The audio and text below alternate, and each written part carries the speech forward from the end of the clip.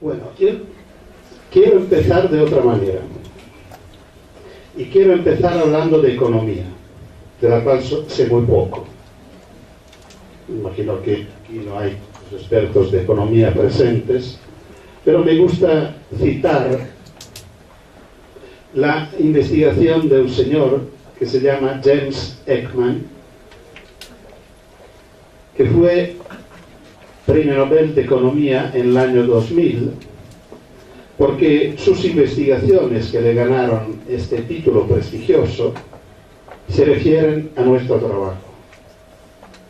Su investigación fue muy interesante.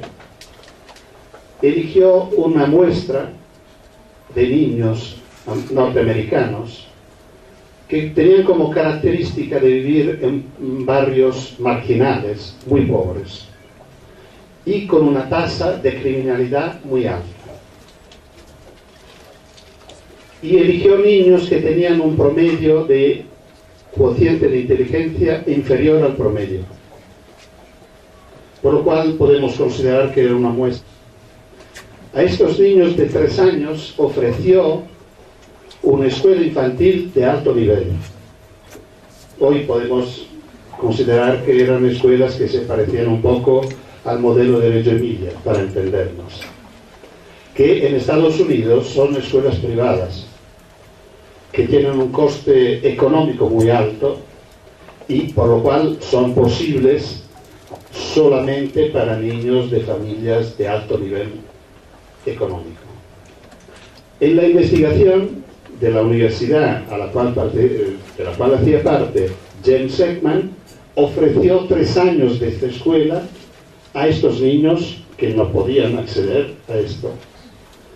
Y después esperaron que pasaran muchos años, como pueden hacer en Estados Unidos, donde tienen recursos para tener investigaciones a lo largo del tiempo. Y cuando los chicos llegaron a los 20 años, estudiaron lo que había ocurrido. El periodo experimental fue solo de 3 años. Después de los 3 años de escuela, los investigadores no tenieron contactos con estos chicos y niñas. Los resultados fueron impresionantes. Los niños y niñas que habían participado de esta experiencia, en los 18, todos los años que eran dentro de la experiencia y los 20 años, habían tenido una carrera escolar y profesional mucho más alta de los compañeros que no habían podido seguir esta experiencia. Y habían tenido una tasa de criminalidad del 75% más baja de los otros niños. A mí, estos datos serían suficientes para decir, vale la pena, cueste lo que cueste. Salvamos personas y ofrecemos personas más válidas, más... Pero él era economista, no era ni pedagogo ni filósofo, y como economista ha hecho la cuenta para ver cuánto había costado a la sociedad y si la sociedad había rentado algo. Y descubrió de manera impresionante que cada dólar que se había invertido había rentado por lo menos $7. Una renta del 700% por el hecho de haber ofrecido una escuela infantil de alto nivel. Podemos imaginar por qué. Claro, son jóvenes que, habiendo tenido una carrera escolar y profesional buena, producen, por lo cual rentan porque son productivos. Y como producen y como están bien insertados en la sociedad, no necesitan tener comportamientos asociales y delincuenciales que cuestan en términos de policía, cárceles, hospitales, servicios sociales.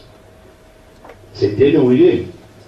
Pero una renta tan alta para invertir en la educación infantil.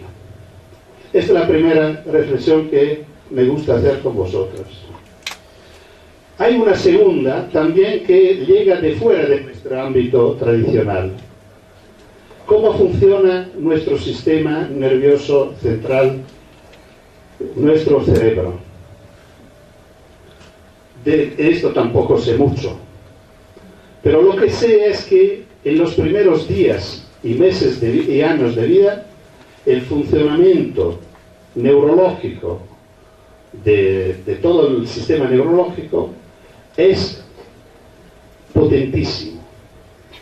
Los sistemas neuronales tienen una actividad más que doble de la que tiene un hombre adulto.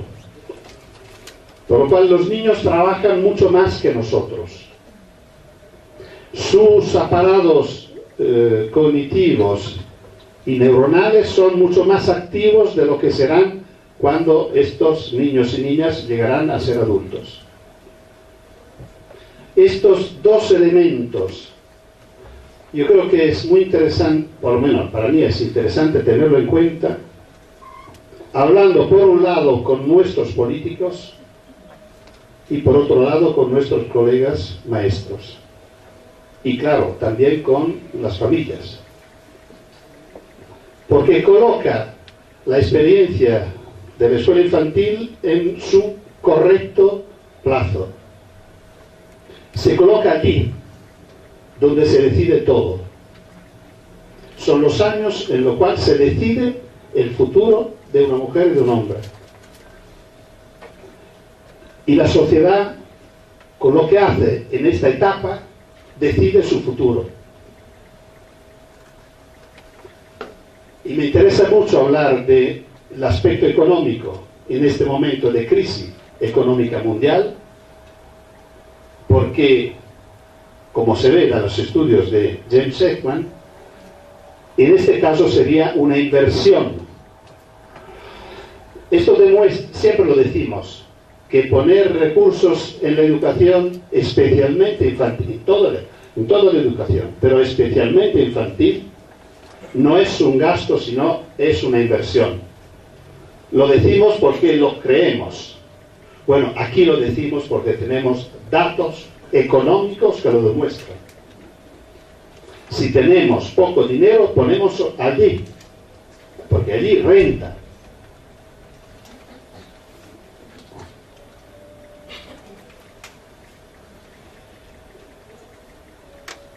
Yo me he hecho una idea muy fuerte sobre este tema económico, pensando que hay por lo menos 3 aspectos en los cuales tendremos que convencer nuestros políticos a poner todos los recursos que puedan y también lo que no pueden, posiblemente. Una es el amamantamiento natural al pecho.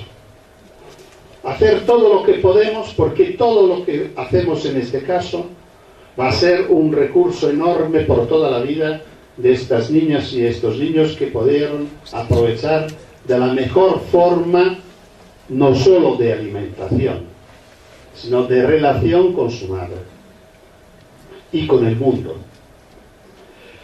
Sobre esto tenemos investigaciones que nos dejan dudas. Los niños que han podido amamantar tiempo y bien, no solo son más sanos, sino son más productivos, más serenos, personas mejores. Yo no tengo duda, por ejemplo, que los estados deberían hacer un esfuerzo económico muy fuerte para dejar por lo menos un año a cada mamá para regalarlo a sus hijos y regalar los hijos a su mamá. Es decir, de manera que tener un hijo sea una experiencia, cuando la mujer lo desea, cuando la mujer lo acepta, pero si lo acepta y lo desea, que lo pueda vivir bien. Yo creo que en Europa nosotros tenemos un problema enorme de baja de natalidad.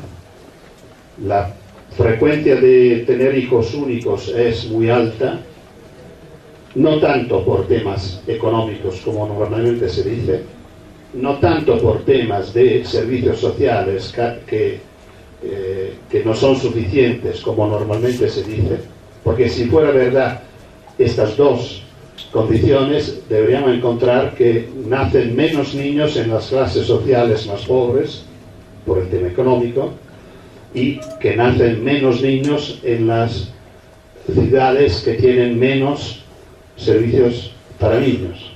Y la realidad es exactamente el contrario.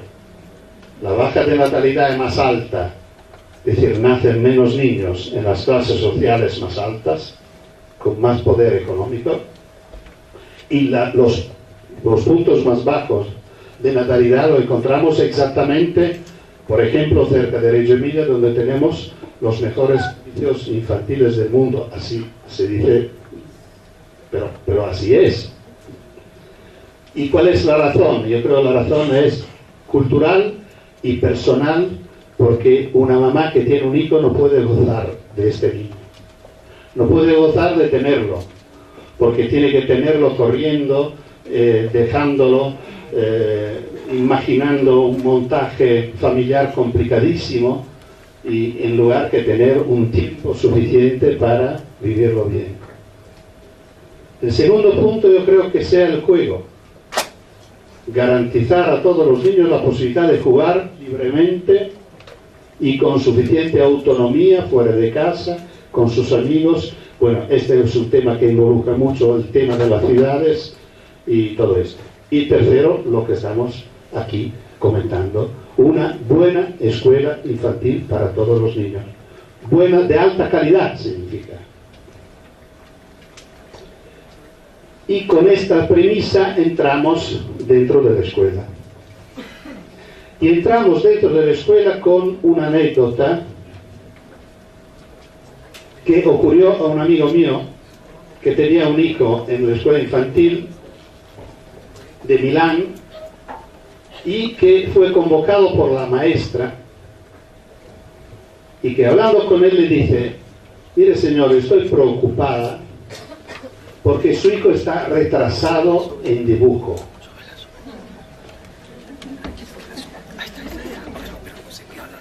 Bueno, esta la dejamos allí, después la encontraremos de nuevo. Qué coraje, yo pensé, que tiene esta maestra. Qué coraje. ¿Cómo hará hecho para decidir que este niño está retrasado en dibujo?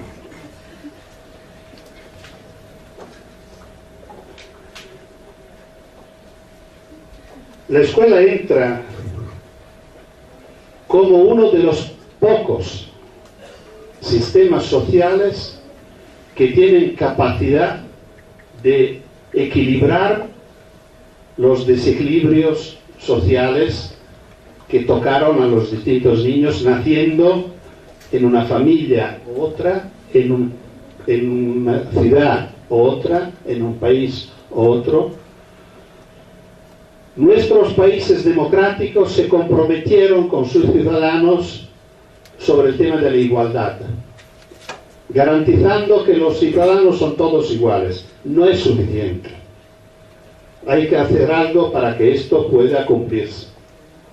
Y creo que uno de los instrumentos príncipes que tienen nuestros países para conseguir, no digo de garantizar la igualdad, sino para moverse hacia la igualdad, es la educación. Y claro, especialmente la educación en los tiempos en los cuales se ponen las bases, se ponen los cimientos, en las cuales el cerebro está trabajando más.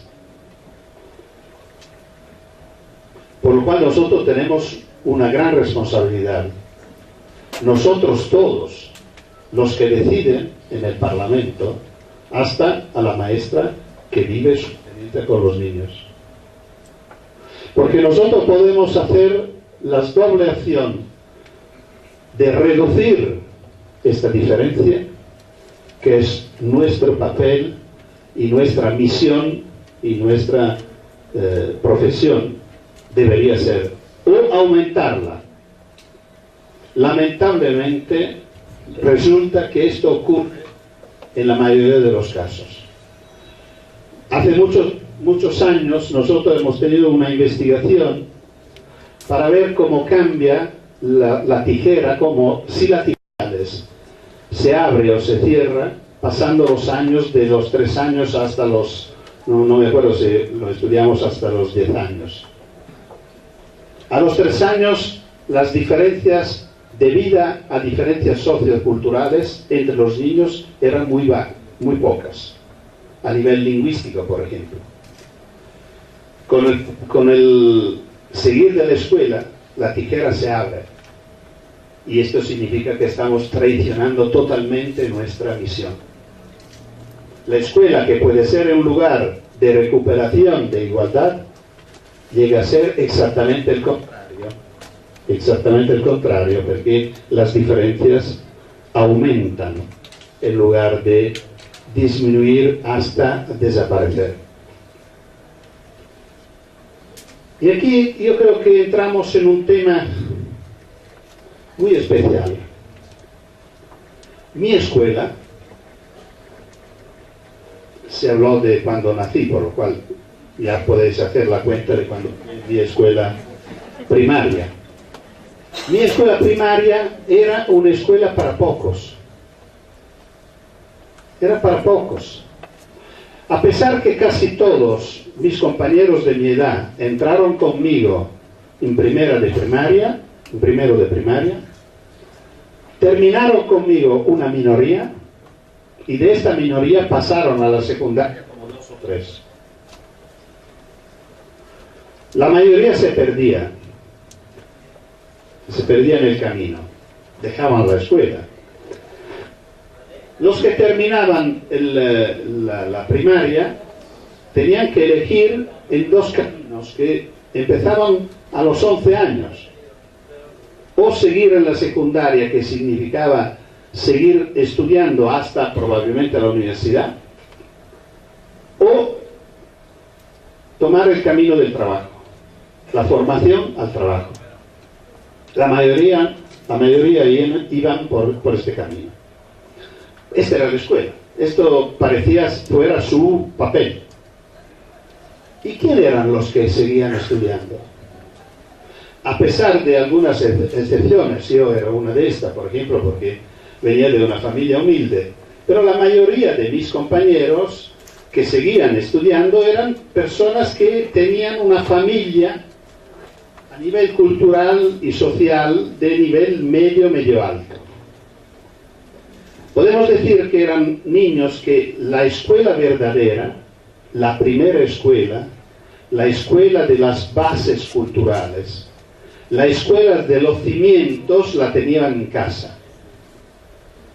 Eran niños que salían de casas donde habían libros, a veces bibliotecas, donde los adultos tenían costumbre de leer, para ellos, para su trabajo o para su placer, y había costumbres de adultos que acompañaban sus hijos y sus hijas al sueño leyéndole libros. Eran niños que vivían en familias donde se escribía. Los padres escribían para comunicarse con parientes, escribían para que tenían profesiones en las cuales era necesario o normal escribir. Eran familias donde se discutía de la historia contemporánea. Normalmente a la comida era el momento en el cual se analizaban los hechos, se recibían amigos con los cuales se discutía y tal. Familias que iban a teatro, al cine, a los conciertos, viajaban, por lo cual las bases de lectura, escritura, geografía, historia, ya la vivían en la vida concreta de su familia. Estas familias pedían a la escuela de completar esta formación, por lo cual la escuela nacía como un completamiento de formación. Así se puede entender por qué, por ejemplo, yo tenía 2, una de italiano y una de caligrafía. Parece casi ridículo hoy, en el tiempo de computadoras, tener una preocupación sobre cómo escribir, no solo gramaticalmente, sino formalmente, escribir bien. Pero claro, que como a estos chicos le iba a tocar un papel social de medio a alto nivel, tanto en la cultura, cuanto en la economía, cuanto en la política, escribir bien era una condición importante. Así se puede entender, por ejemplo, la historia lejana. ¿Por qué estudiar los fenicios? ¿Por qué interesaba a nosotros de los edípticos, de los fenicios? Pero sí, porque esto completaba una formación. La geografía exótica. Por ejemplo, es muy interesante notar que la geografía que yo estudié ya no existe. Yo pasé años estudiando estados que han desaparecido. La geografía europea ha cambiado prácticamente todo. Y nadie me enseñó a conocer los estados, a organizar un viaje, a encontrarme con una población desconocida. Esto sí que podía ser útiles. Y seguía vigente y válido a pesar que los estados cambian confines, nombres, se suman o se separan, como ha ocurrido a lo largo de todos estos años.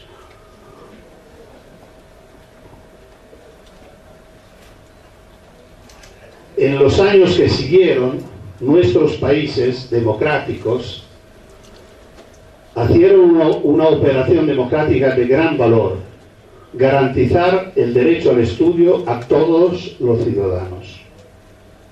Y lo consiguieron. Hoy todos los niños, prácticamente todos los niños italianos acuden a la escuela y prácticamente casi todos terminan la obligación escolar. Por lo cual podemos decir un gran éxito. El tema es que la escuela, de mi punto de vista, se ha quedado para pocos. A decir, que estamos ofreciendo a todos una propuesta que es válida para pocos. La escuela sigue siendo algo que quiere completar, enriquecer algo que pero hoy no existe. Porque como antes eran pocos niños que seguían la escuela. Hoy todos los niños están en la escuela. La mayoría de estos niños no tienen familias capaces de ofrecer bases culturales, porque viven fuera de esta cultura. No porque no tienen cultura, sino que tienen otras culturas, que no es la cultura de la escuela. La escuela no es capaz de completar la cultura de los niños. Sigue ofreciendo la cultura suya a niños que no la entienden. Son niños que en su casa no tienen libros. Nunca han visto un adulto leer. Nunca han visto un adulto, de los importantes como son sus padres, escribir. Y muchas veces estos niños llegan a los 6 años a la escuela y el primer día de la escuela hay un señor o una señora que le dice: hoy escribimos la primera. No tiene ningún sentido. Ningún sentido. Y si los niños no lo entienden el primer día, el segundo lo entenderán un poco menos y dentro de poco estarán afuera. Pueden estar afuera quedándose sentados en el aula. Puede ocurrir por años, pero siempre estarán afuera. No serán nunca nuestros alumnos. Después hablaremos de discapacidades, hablaremos de disgrafías, de dislexia, de todo esto. A veces existen como patología, pero yo creo que en la mayoría de los casos es que desde el primer día no nos entendemos. Nos equivocamos. Por lo cual, lo que yo creo que debe ser la escuela es hoy ponerse como objetivo de ser la escuela de todos.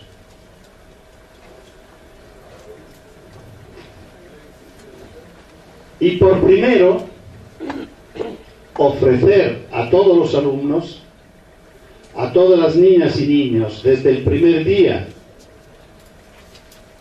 posiblemente a los 3 años o antes, las bases culturales. Antes de ponerse un problema de programas, esto lo estoy diciendo también para la primaria, no ponernos un problema de programas, de libros de texto, de lo que tenemos que conseguir dentro de 3 meses o 6 meses o un año. Tenemos que ponernos el problema si estos niños tienen bases suficientes para apoyar lo que nosotros vamos a proponer. Y bases culturales significa, por ejemplo, que el mismo ambiente escolar, así como es preparado, vivido, ofrecido a los niños, sea por sus mismas características una experiencia educativa. Que sea bello, que sea bello. Bello no significa rico, rico económicamente. Significa un lugar en el cual los que viven allí adentro, primero los maestros y las maestras, se preocupen que sea un lugar donde se puede vivir bien, a gusto, relajados, de forma simpática, donde sea posible quererse, no sea ajeno, no sea raro. Y si analizamos los espacios escolares, nos encontraremos con cosas muy raras. Enormes espacios vacíos, inútiles, y otros que se repiten uno con otro, las aulas, todas iguales. Es interesante enfrentar este modelo espacial con nuestra casa o con un ambiente natural. En nuestra casa no se repite nunca nada. No tenemos el espacio que necesitamos, por lo cual aprovechamos de cada uno de los espacios. Y cada uno tiene su sentido fuerte. Así como estamos preocupados que nuestras casas sean bellas. Claro, cada uno con su gusto, con su estilo y con su poder económico. Pero toda la vida la pasamos mejorando nuestras casas porque allí queremos vivir bien. Bueno, los niños pasan un montón de horas dentro de la escuela. No sé cuántas veces el claustro, el conjunto de profesores, ¿se llama claustro aquí? ¿Cómo se llama? Colegiado, bueno, el conjunto de profesores asume esto como un problema preliminar. ¿Cómo podemos hacer que la escuela sea un lugar donde nos encontramos bien? Nosotros adultos y nosotros con los niños y los niños entre ellos. Y después un lugar rico porque, rico no, repito, no en el sentido, porque ofrece experiencias por sí mismas. Es decir, porque entrando allí ya me siento en un lugar que me estimula. Allí encuentro libros, allí escucho música.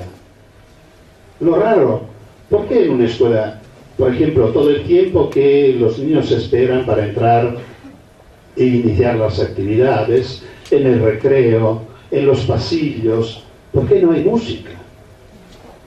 Música de distintos estilos, de la música clásica hasta la música moderna. Pero esto ayuda a los niños a entrar en un mundo que muchas veces no es su mundo.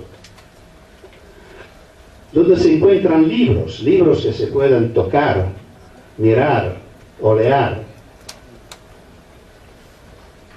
Donde hay una huerta, donde los niños ven la naturaleza que está viviendo. A lo mejor tiene animales. Una experiencia compleja. Y aquí vamos a otro principio fundamental. En la experiencia didáctica tradicional, esto y muchas veces los programas, especialmente de la primaria por adelante, pero esta equivocación está pasando lamentablemente también abajo.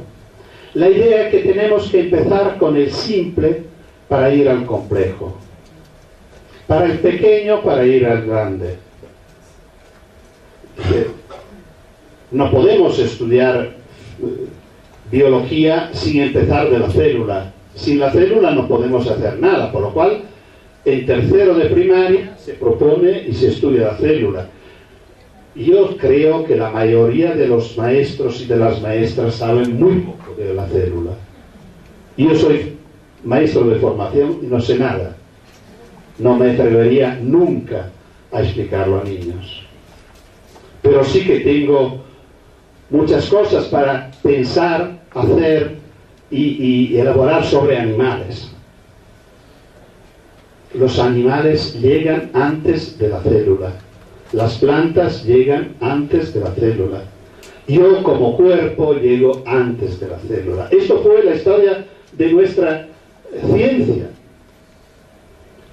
Los científicos del mundo de hace milenios se interesan sobre lo grande, lo complejo, los organismos. Hay estudios de los griegos o más allá sobre animales, a la célula llegaron hace 1 o 2 siglos, los últimos. Y esto significa, en alguna manera, pasando del nivel histórico al nivel cognitivo, que el cerebro trabaja pasando del complejo al simple, y no el contrario. Las primeras propuestas que tenemos que ofrecer a nuestros niños son las experiencias complejas. Las simples llegarán, cuando llegarán y si llegarán, con el tiempo. Con el tiempo y con la competencia. Esta cosa ridícula, por ejemplo, que tenemos que completar todo el conocimiento en la primaria para repetirlo en la secundaria inferior, para repetirlo en la superior, y a veces a mí me tocó estudiar toda la historia del mundo, así como se estudia en Europa, que tenemos una visión del mundo un poco de nuestro punto de vista, bueno, pero toda la historia de los fenicios hasta hoy, 4 veces en mi carrera escolar. En la primaria, en la secundaria inferior, en la superior formándome como maestro, en la Universidad de Pedagogía, dando exámenes de historia hasta la universidad. Esto no tiene sentido. Esta es una forma educativa que, bueno, ridícula. Tenemos que movernos del complejo al simple. Yo terminaré con algunos a simples. Ya hablé del animal y la célula. Ya cité la huerta. La huerta es el lugar donde podemos experimentar la vida vegetal, que es tan complejo. Estudiar lo vegetal, porque tiene una relación afectiva mucho más baja que el mundo animal, claro. Pero la huerta tiene la fuerza del cuidado, del crecer, hasta producir frutos que podemos comernos, por lo cual hay una riqueza de estímulos. Y uno dice, ¿pero esto es escuela? Sí que es escuela. Es escuela porque son experiencias concretas que vivimos juntos y sobre las cuales vamos reflexionando. Y nos será extraño que en manera casi imprevible salgan reflexiones científicas que nosotros podemos anotar, podemos poner en énfasis sin obligar todos a llegar a lo mismo, creando un recorrido. La cocina, la comida, los sabores, las transformaciones. La cocina es una experiencia impresionante a nivel químico, a nivel físico. Ponemos algunos ingredientes bajo de procesos físicos, de calor, de humedad, de transformaciones para llegar a ser mejores, buenos, y los comemos. Otro aspecto, la lectura, es uno de los grandes temas de la escuela. ¿Cómo proponer a los niños el aprendizaje de la lectura? Normalmente se hace en la manera peor posible, pidiendo a los niños de aprender a descifrar letras. Prácticamente sin ponerlos en un contexto comunicativo.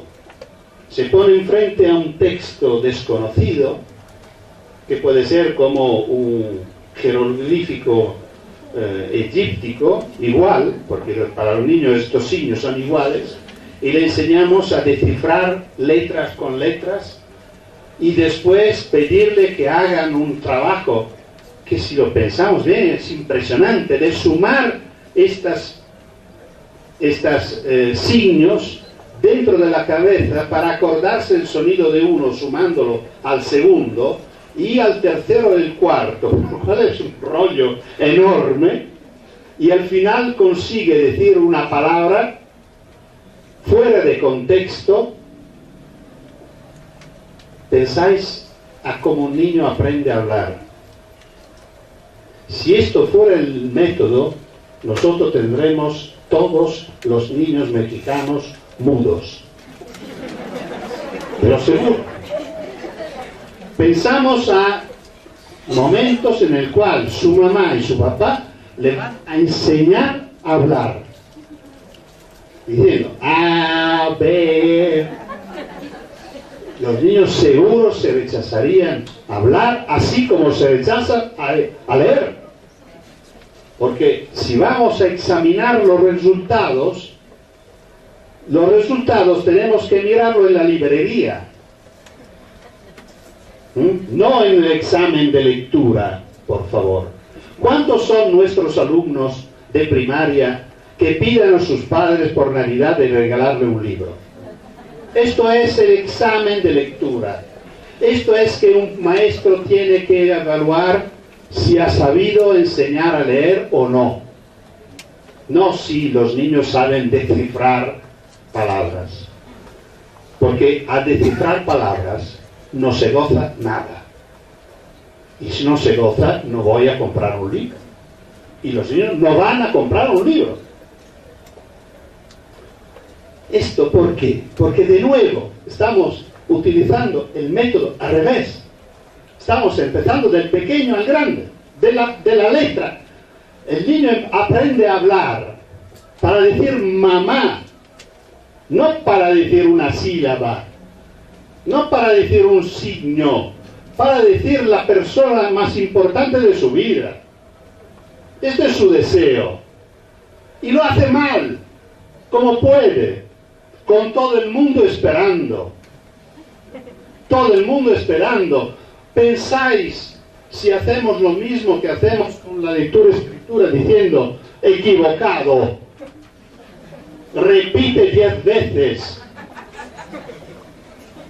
Pero esto es lo que ocurre todos los días en la escuela. Por suerte, las mamás, que no son maestras diplomatas, no se equivocan en esto. Y lo que es impresionante es que las mismas maestras que son diplomatas como maestra, pero no como mamá, no hacen los errores que hacen en aula en su casa, por suerte de sus hijos. Porque también los hijos de las maestras hablan. ¿Y cuál puede ser la propuesta compleja? Leer a los niños. Lo digo en infantil, claro, pero lo digo en primaria, a lo mejor en secundaria. Pennac, en su libro Como una novela, nos cuenta su historia de malo alumno que se convirtió en un gran lector porque un profesor de secundaria pasó horas y horas de su tiempo leyendo libros a los alumnos. A los 16 años, a los 17. Cuando yo propongo esto a los maestros de primaria, me dicen no tenemos tiempo, no tenemos tiempo, tenemos un programa. Pero yo lo que propongo es que todos los días tenemos que tener un tiempo de lectura, que debe ser un regalo.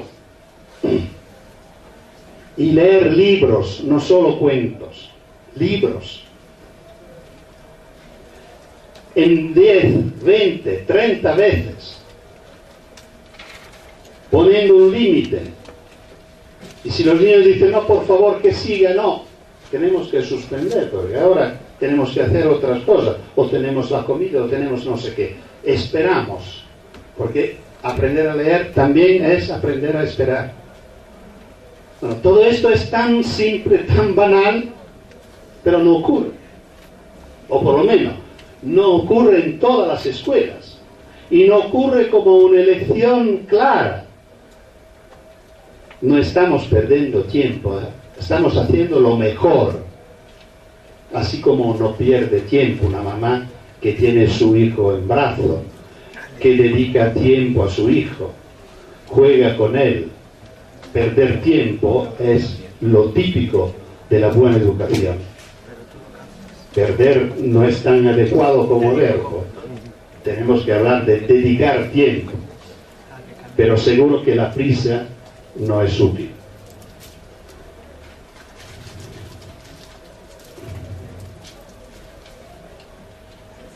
Un otro elemento, yo creo, importante de una escuela para todos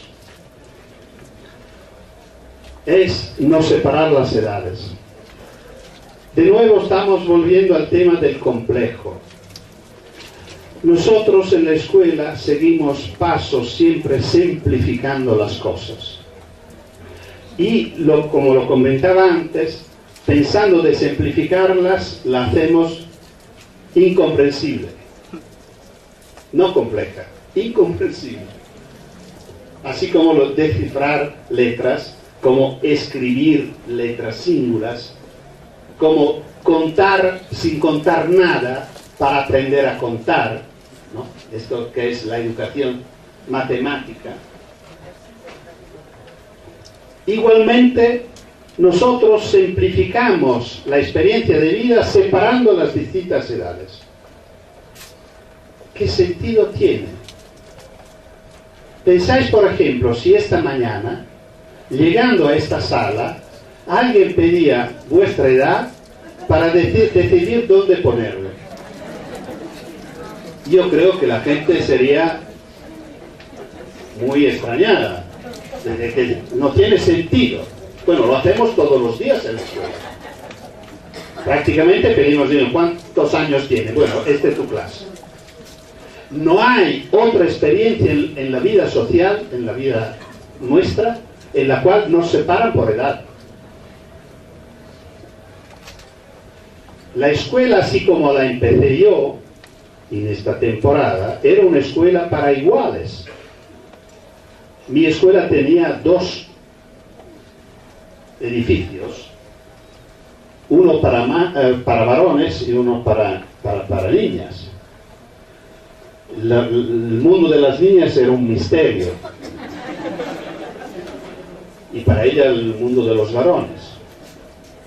Los que no tenían capacidades no estaban con nosotros, estaban en clases que se llamaban diferenciales. La hipótesis era que se quedaban un tiempo allí para recuperar y ingresar con nosotros. Nadie ha hecho este proceso, se quedaban allí por la vida. Los discapacitados tampoco estaban con nosotros, estaban en clases especiales. Pero la clase especial no era para los discapacitados. No, los ciegos con los ciegos, los sordos con los sordos, siempre con un criterio de igualdad. ¿Y qué significa? ¿Qué significa si uno de estos niños es mongólico, si uno de estos niños tiene un nivel cultural muy bajo, si uno de estos niños ha llegado el año pasado en Italia y no habla italiano, pero tienen 8 años? No tiene ningún sentido. En una clase mixta de edad, todo esto sería mucho más simple. claro, no tenemos costumbre. Sí, en la escuela infantil muchas veces, no sé si aquí se acostumbra, yo lo defiendo mucho, y uno de los criterios con lo cual elegimos la escuela por nuestra nieta, sus padres la eligieron, pero yo apoyé esta elección, era que tenía secciones de distintas edades. En la clase de Nina, que es el nombre de esta niña, tiene niños de 3, 4 y 5 años. Por lo cual es una clase que no muere nunca. Todos los años cambia por un tercero. Se van los grandes que pasan a la primaria y entran los pequeños. Por lo cual es muy rico porque los niños grandes de 4 años ayudan a los pequeños a entrar en las costumbres de la clase. Por lo cual no es necesario que el adulto se preocupe de dedicar mucho tiempo a entrenar a los niños sobre las costumbres sociales de esta clase. Otro aspecto contradictorio, que creo que sobre lo cual tenemos que... Bueno, esto de la edad lo entiendo, no es fácil, pero como es ridículo, yo creo que vale la pena pensarlo, y se puede pensar de varias maneras, esperando que un tiempo que no sea demasiado lejano, podemos pensar a escuelas donde niños de distintas edades, de 6 a 10 años, están en un grupo homogéneo, un grupo heterogéneo, como grupo base. Después podemos pensar que algunas actividades se hacen con criterios de homogeneidad. Mi desafío es ver si algunas veces ocurre que el criterio de homogeneidad sea la edad. Yo nunca he podido pensar a una actividad que tenga como criterio de homogeneidad la edad.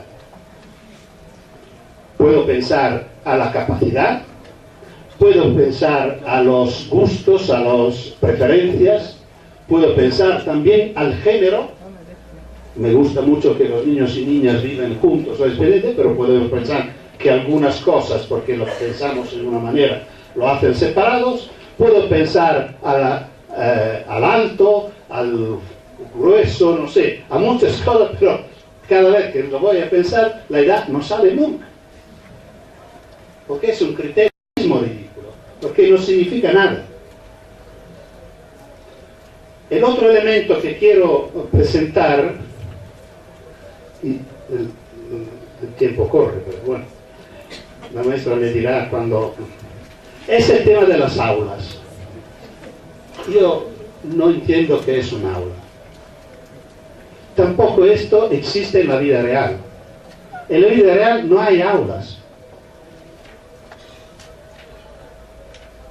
Hay lugares de trabajo. Hay talleres. Hay laboratorios. Pero el aula es una estructura espacial muy rara, porque allí personas pueden quedarse mucho tiempo, hasta 5 horas enseguida, sentados y hacer de todo. Allí ocurre una cosa muy complicada, que una señora se va, suena una campanilla, una señora que estaba en una mesa se va, entra un señor, los niños y las niñas tienen que bajar el libro que tenían, subir un libro que tenían abajo, y en 5 minutos, menos 2 minutos, cambiar la manera de pensar, cambiar la manera de hablar, la manera de entender y escuchar, porque ha salido una persona que hablaba de letras y entra una persona que habla de números.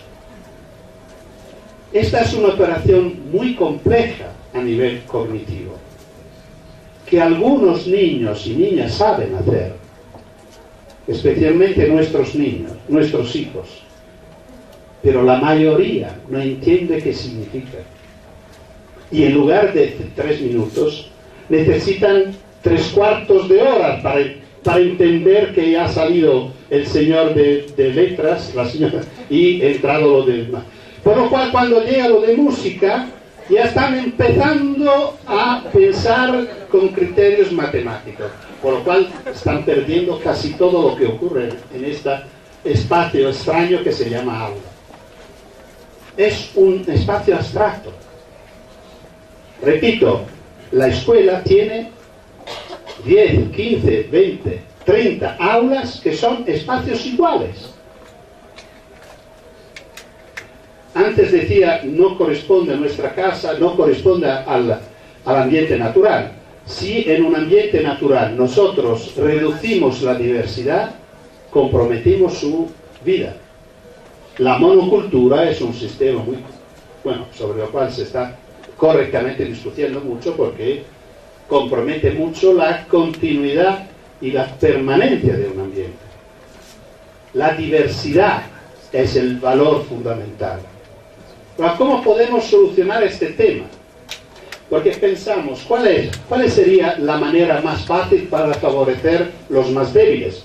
Yo creo que una escuela pública debe ser pensada no para nuestros hijos, sino para los más débiles.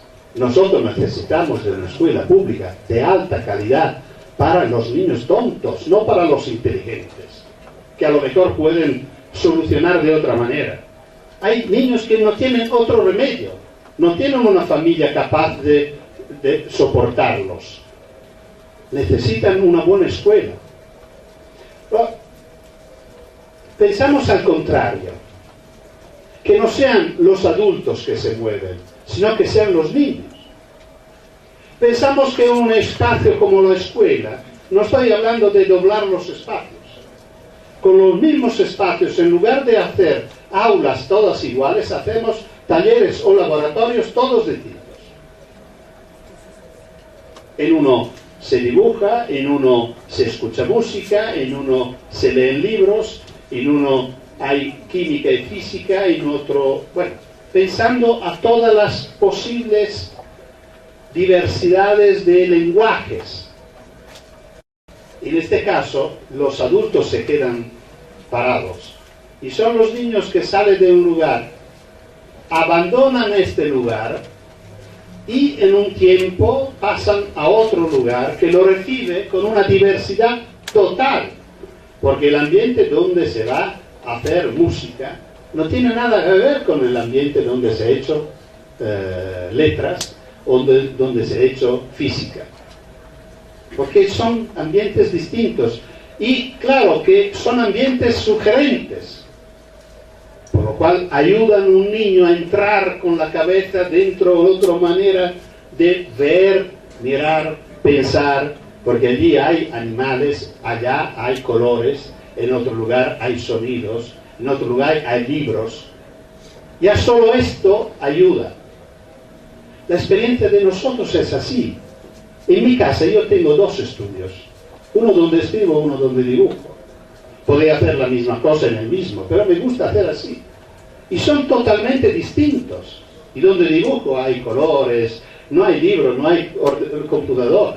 En el otro hay todos mis libros, los libros que utilizo, los diccionarios, los de consulta, como tenemos todos los que trabajan en este sentido. Pero son 2 lugares distintos. Los artesanos no trabajan en cualquier lugar. Los artistas no trabajan en cualquier lugar. Los científicos tampoco. ¿Por qué si las personas que viven experiencias las más altas necesitan esto?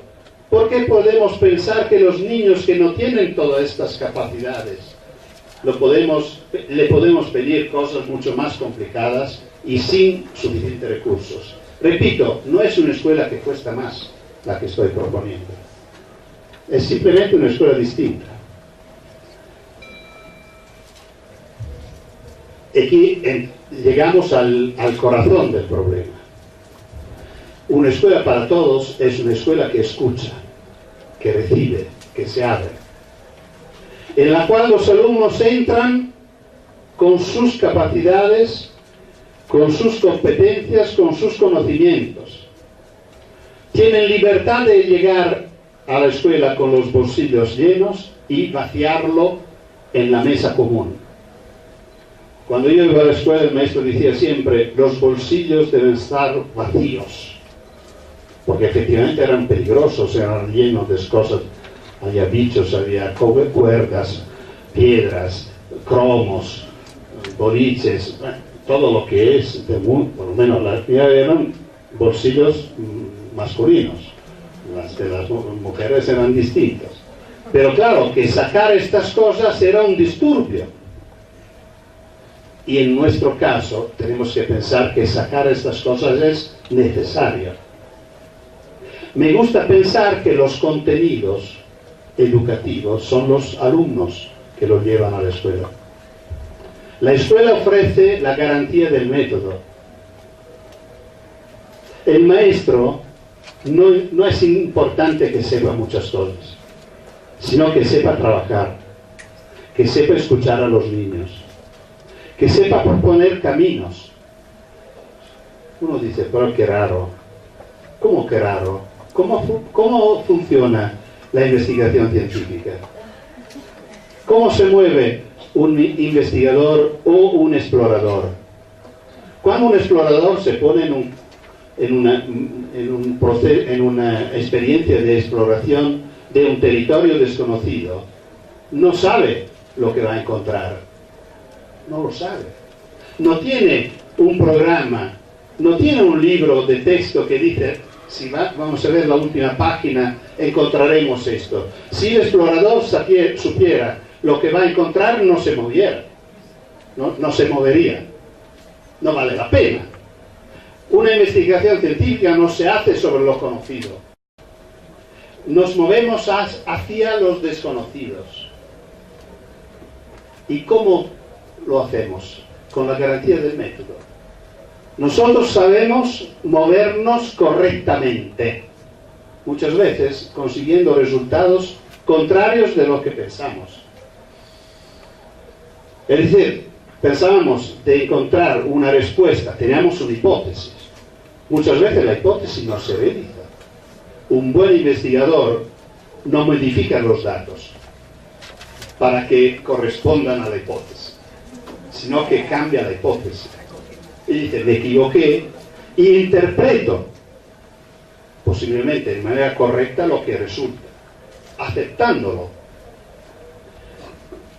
Y no se entiende por qué esto es banal aplicándolo a la escuela. Repito, la geografía que estudié yo ha cambiado toda. Muchos contenidos que me enseñaron en la escuela no valen. Me enseñaron muy poco de método. He tenido que aprenderlo solo. Pero el método sí que sirve para siempre. Y vamos rápido. Y por lo cual, si pensamos de nuevo a la frase de esta señora que dice su hijo está retrasado en dibujo, qué coraje que tiene.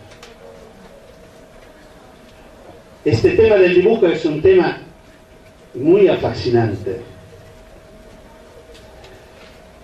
Y normalmente cuando un adulto se atreve a corregir o a evaluar el dibujo de un niño, hace una acción que no tiene sentido. Casi siempre la evaluación es sobre un plan distinto de lo que está utilizando el niño. El niño dibuja lo que sabe. El adulto corrige lo que se ve. Por lo cual son dos personas que hablan de dos cosas distintas. Y uno lo corrige sobre lo suyo. Claro que el niño dice, tiene razón, me equivoqué. No es verdad, no se equivocó. Somos nosotros que estamos equivocados. ¿Está retrasado respecto a qué? ¿Respecto a qué? Tenemos un modelo de dibujo infantil y de cómo tiene que proceder en el tiempo. Lo tenemos, yo no lo tengo. Con lo tanto que me interesa. Dice, pero estamos en secundaria y no utiliza la perspectiva. ¿Y qué? ¿Y qué? La perspectiva es un nivel importante en la representación gráfica. Es un posible sistema para representar el espacio, uno. En la historia del arte ha tenido una vida muy corta. Se opina que empezó con Pauluccello en el Renacimiento en el 1500 o final de 400 y terminó ya de hace tiempo.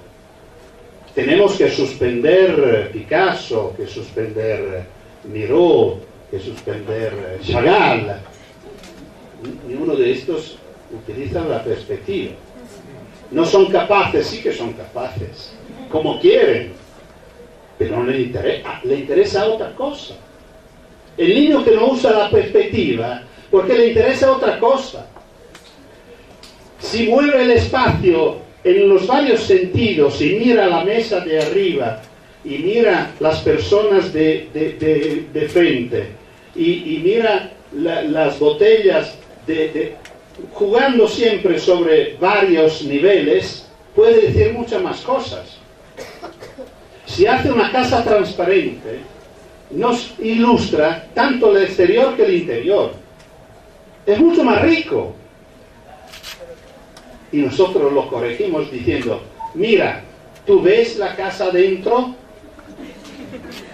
El niño no sabe decirnos, tonta, ¿no sabes si yo estoy haciendo una cosa mucho más complicada? Y prefiere decir, tiene razón, me equivoqué. Pero me equivoqué produce efectos desastres. Porque en el momento que el niño dice me equivoqué, se convence que no sabe dibujar. Hacemos una prueba práctica y después paso a las conclusiones con algunas experiencias rápidas, son pocos minutos. ¿Cuántos de vosotros presentes aquí podéis pensar o decir de vosotros que no sabéis dibujar? Levantad la mano. Bueno, como veis yo no la levanto, pero se han levantado. No, porque está pidiendo una cosa verdadera. Se levantaron decenas de manos, creo más o menos la mitad o a lo mejor más que la mitad. Esto no es verdad. Es decir, cuando la levantaste, habéis hecho una mentira. Habéis dicho una mentira. ¿Por qué? Porque cuando yo digo no sé escribir, como decía mi abuelo analfabeta, significa que si yo le daba una pluma, le digo, pero igualmente escribe. Y decía, no sé qué hacer. ¿Cómo puedo escribir? No sé escribir, no sabía escribir, no escribía. Si un niño de 6 meses pudiera hablar y le pedimos, anda, camina, y dice, no sé caminar. Pero no sé caminar significa que no es que camina mal, no es que camina poco, no camina. Cuando decimos no sé dibujar, no decimos lo mismo. Porque ahora no tenemos tiempo, pero sería divertido distribuir una hoja a cada uno de vosotras y de vosotros, una pluma, y pedir que cada uno dibuje algo. Y cada uno de vosotros puede dibujar algo. Con lo cual no es verdad que no sabéis dibujar. Pero el dibujo que hacéis es un dibujo pequeño, de niños o de niñas. Puede ser una casita, puede ser una flor, puede ser un hombrecito, pero no es un dibujo de una persona que tiene 20, 30, 50 años. No ha desarrollado con vosotras, acompañando y llegando a ser un lenguaje útil para comunicarse.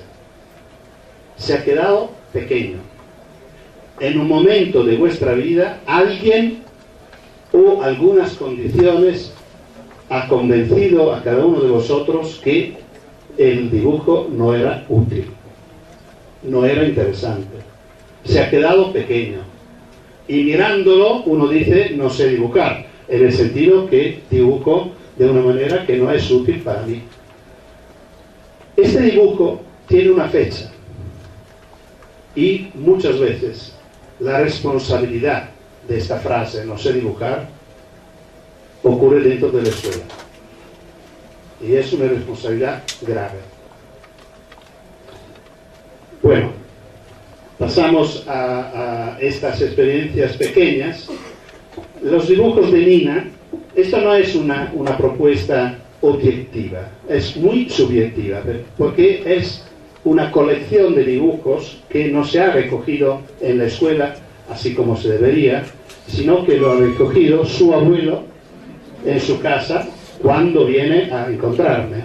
Por lo cual son dibujos de una nieta, y muchos de estos dibujos son de su abuelo, que le pide de dibujar su cara, porque tiene un abuelo narcisista.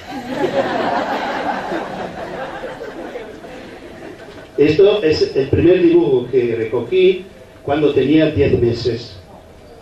Lo que noté es que tenía correctamente el lápiz en la mano, con 2 dedos, como lo llevamos nosotros, y por esto me maravilló.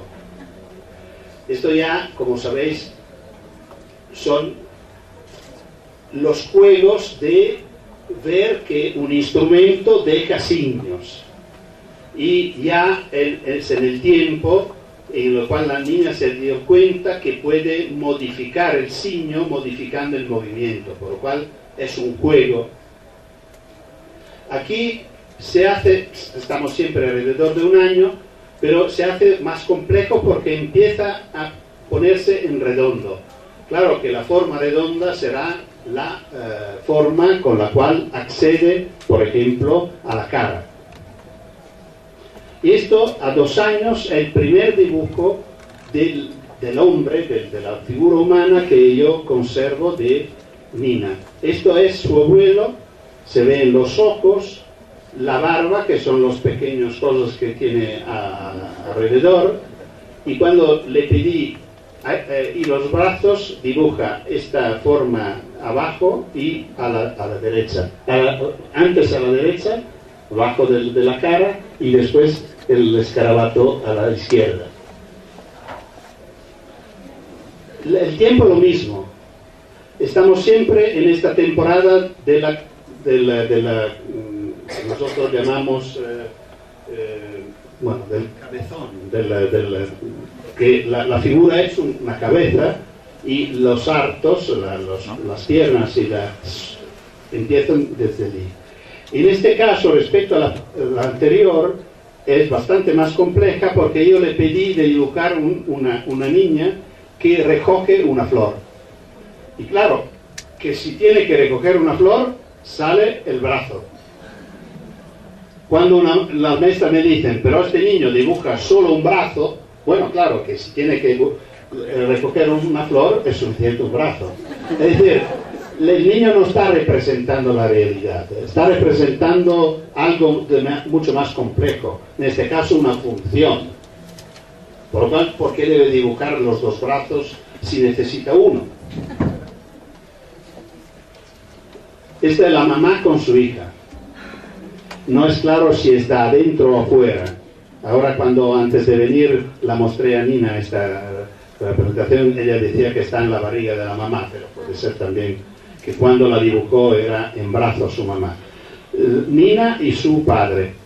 Claro, el más grande es su padre, la más pequeña es Nina, y cuando tiene 3 años. Como veis, no es nada de especial, los niños a esta edad a veces hacen dibujos mucho más ricos.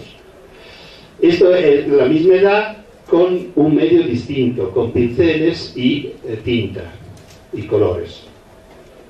Esto es el abuelo con las uñas y las, ¿cómo se llaman estas? Pestañas.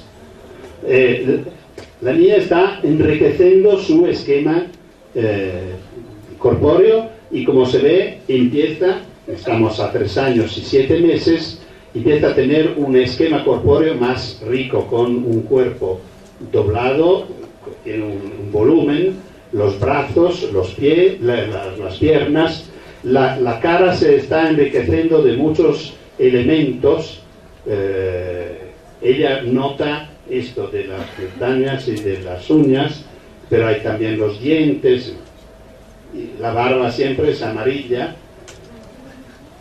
Esto ya estamos en dibujos más articulados. Como se ve, por ejemplo, la cara tiene una expresión de felicidad.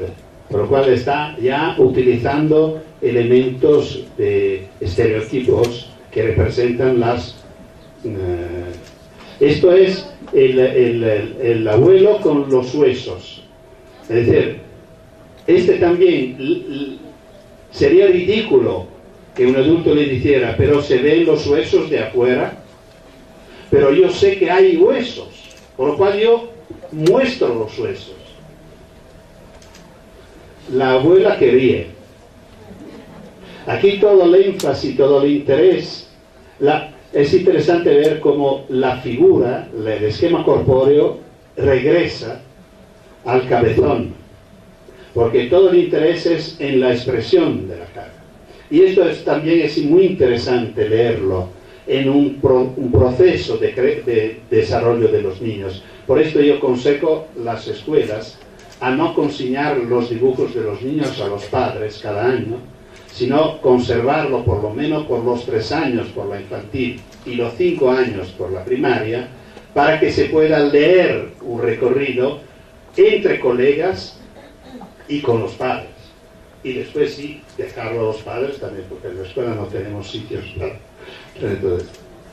Bueno, esto ya estamos muy cerca, estamos en este año, pocos días. El esquema ha cambiado de nuevo. Como se ve, el proceso, la investigación es compleja, cambia casi cada mes. En este caso se ha adoptado un sistema muy raro, con el cuello y el cuerpo, con esta T al revés.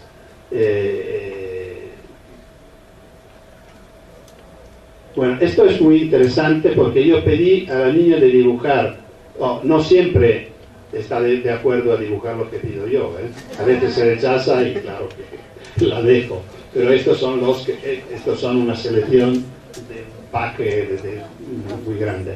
Pedí 2 niños que juegan a la pelota. Dibujó primero la niña de izquierda, y es una niña, el pelo es largo, tiene una falda y la pelota, y los brazos están uno a la derecha, uno a la izquierda. Cuando dibuja el niño de la derecha, empieza dibujando el brazo a su derecha y después lo cancela, lo borra. Se dio cuenta que estaba equivocado, porque si juega con la niña tiene que tener los 2 brazos. Y aquí empieza un proceso muy complicado, muy rico, que es la conquista del perfil. Es un trabajo enorme, porque para los niños dibujar el perfil significa superar un modelo de representación de la figura que nació de frente. Todos los niños del mundo dibujan la cara de frente, con 2 ojos, la nariz y la boca. Y cuando se pregunta por qué, mucha gente dice porque es más fácil, que no es verdad. Por ejemplo, nosotros que dibujamos, nos gusta mucho más dibujar el perfil, porque el perfil, por ejemplo, cuando uno hace caricaturas, en el perfil puede exagerar algunas características mejor que de frente. De frente se hace muy plano, ¿no? Todo. Pero no es por esto que empiezan a dibujar de frente. Porque, por ejemplo, los animales, en todo el mundo, los niños empiezan a dibujarlos de perfil. ¿Y por qué? Porque la figura humana es la que me mira. Que mi madre, mi padre, que me miran desde los primeros días. Y el animal es lo que pasa. Del animal no tenemos, los niños pequeños no tienen una experiencia de frente. Normalmente se considera que no es lo mejor que puede hacer un niño ponerse frente. Y tampoco lo normal es de tener adultos que están frente a él de perfil, que es una forma de descuidarse. Por esto, conquistar el perfil es muy interesante. Y vamos a ver estos últimos, como veis, ha pasado pocos días y los niños de la izquierda juegan a la pelota y los 2 tienen, pero las caras son de frente. Nina no ha llegado a aceptar que la cara puede moverse. La niña de la izquierda, de la derecha, está recogiendo una flor tiene un corazón, tiene sus pechos, con lo cual se ve como la niña intenta describir cosas que se ven varios niveles. Aquí tenemos el vestido, primer nivel, los pechos, al segundo nivel de la piel, y el corazón adentro. Es un dibujo muy complejo. Y muchas veces nosotros decimos, te has equivocado. Qué pena. Este igualmente es un niño de perfil. Le pedí, dibuja un niño de perfil. Y he hecho el primero. Ya, como notáis, las piernas son de perfil, los pies y las manos, pero la cara no. Un hombre sentado. La petición que hacía era 2 niños que se besan, el último a la derecha, y la niña lo dibuja y después dice, son 2 niños que corren y después se besan, por lo cual se dio cuenta que no estaba representando el beso, porque el beso necesita del perfil de la cara. Y ahora dice, bueno, como decir, se besarán dentro de poco. Y esto es lo último, 2 niños jugando a la pelota. No os preocupáis que no son todos en el mismo día, no le doy la paliza todos los días. Viene en mi casa cada cuando. Y lo último es muy divertido, porque en este caso, esto es pocos días, el 18-3, yo me moví una semana después para venir acá, y yo le pedí, Nina, mira, dibuja la cara de tu abuelo así. Ella estaba aquí. Yo me puse de perfil y la niña la representó así. Nina no está lista para hacer este transforme, que es una cosa que cuesta adentro.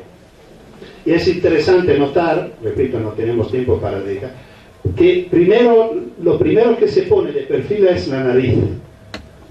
Dibuja la cara de frente con la nariz acá, como si fuera algo que no es tan importante.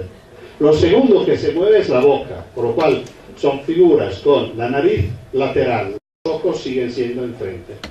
Solo más tarde, y por último, el niño tiene el valor de renunciar a un ojo, diciendo el otro está de la otra parte, que es pero tenemos que apreciar el esfuerzo cognitivo, no gráfico.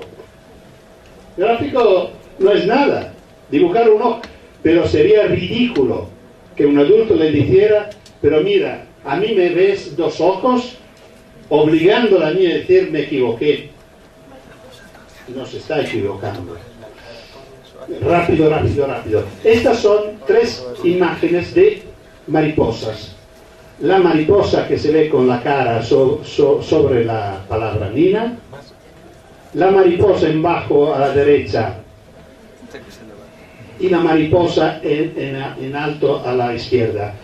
Bueno, son 3 ejemplos para decir que en un tiempo muy rápido, muy breve, esta niña está ensayando, está buscando, está investigando, produciendo cada vez una solución distinta para representar esta experiencia muy rara que es la mariposa, que es color, movimiento, no sé qué.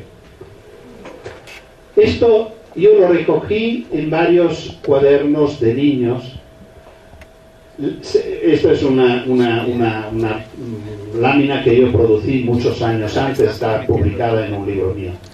Pero la primera línea se parece mucho a lo de Nina. Son las mariposas de los niños. Son las mariposas que salen de esta investigación.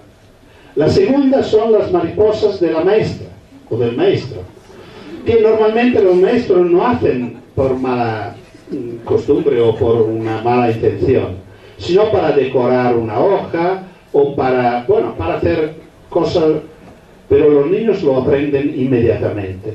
Y lo de abajo son dibujos de niños que aprendieron cómo se hace la mariposa. La mariposa se hace así. Uno puede decir, bueno, aprendieron. No, renunciaron. Renunciaron a su mariposa, renunciaron a su investigación y empezaron a decir, yo no sé dibujar. Esto es el último dibujo de Nina, porque es un dibujo que me ha puesto muy inquieto. Porque cuando yo le pedí que has dibujado, cuéntame este dibujo, la Nina dice, los pájaros se hacen así. Y claro, que yo me di cuenta que debía haber ocurrido algo. Debía haber visto algo propuesto de un adulto que los pájaros lo hace así.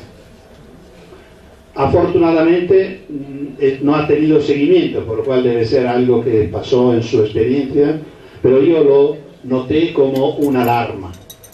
Una alarma. Y nosotros tenemos que observar atentamente cuando los niños caen en estereotipos, que significa que estamos destruyendo. El caso de Vanna lo voy a explicar, a lo mejor lo conocéis, este también lo publiqué hace mucho tiempo. Esta es un dibujo de una niña que tenía los años de Nina de hoy. Podéis notar cómo es un nivel enormemente más sofisticado. La imagen del centro es totalmente de perfil, perfecta.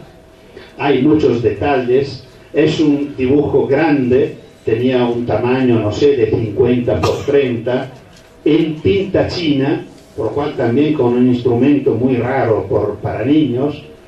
Bueno, esta niña, Vanna, yo la conozco el año después. Yo estaba en su escuela infantil en Reggio Emilia, hablando con las maestras, y ella pasa a saludar las maestras saliendo de la escuela primaria. Cuando entra Vanna, la maestra me dice, mira, esta es la autora del dibujo que tú has fotografiado, que te ha impactado tanto. Y yo digo a Vanna, mira, tú tienes tu mochila, me muestras tus cuadernos. Vanna me muestra sus cuadernos. Esto es el dibujo de Vanna en el 72, en primaria, el primero de primaria. Miráis la casita, el árbol y la flor. La niña que dibujaba así, dibuja así. Y en otra página tiene justo 3 personajes, como los de antes, pero tiene un año más. ¿Y qué ha pasado? ¿Se ha borrado sus capacidades? Probablemente no. La niña ha pasado de una escuela infantil, donde su capacidad gráfica tenía un valor enorme, reconocido por la escuela, a una escuela primaria, en la cual dibujar era para pasar tiempo al final de un deber, esperando que los otros terminaran. Esto es el sentido de este dibujo. Y en este caso probablemente son dibujitos para contar, que dice 12 dividido 3 igual 4, por lo cual hace 12. Bueno, los grandes, esta es la última experiencia que presento. Hemos casi terminado. Esta es simplemente la experiencia de lectura en una clase de escuela infantil. Los que leen son niños de primaria, de cuarto y quinto de primaria. Es decir, en esta escuela la infantil está abajo, encima están las clases de escuela primaria. Yo propuse en la formación de los maestros y de los padres que me pidieron esta experiencia, la realizaron. Los niños se prepararon, los grandes se prepararon, eligieron los textos, ensayaron a leerlo en su clase y en su casa, y bajaron un día en la clase de los pequeños. Se organizó en mesas, como veis. En cada mesa había 6-7 niños y un niño grande que leía. Aquí hay la niña con Rosa. En esta escuela hay muchos niños extranjeros. La mayoría de los niños son extranjeros. Miráis la cara de la niña enfrente y de los niños, de todos, como están pendientes de lo que está diciendo y leyendo esta niña. Y la seriedad de lectura de esta niña.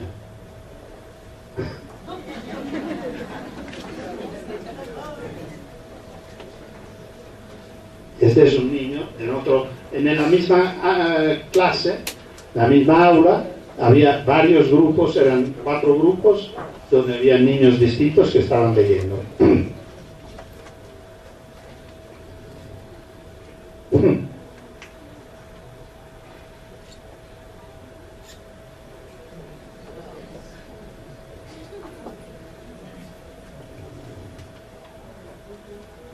Gracias.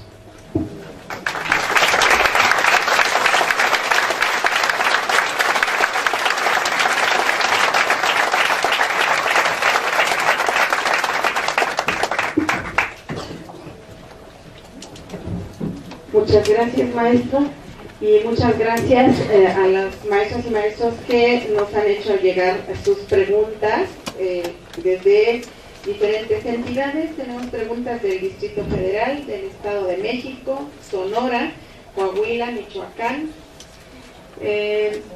San Luis Potosí. Y vamos a, más que leer pregunta por pregunta, el maestro me pidió que caracterizáramos esas preguntas que van llegando para que él pueda responder.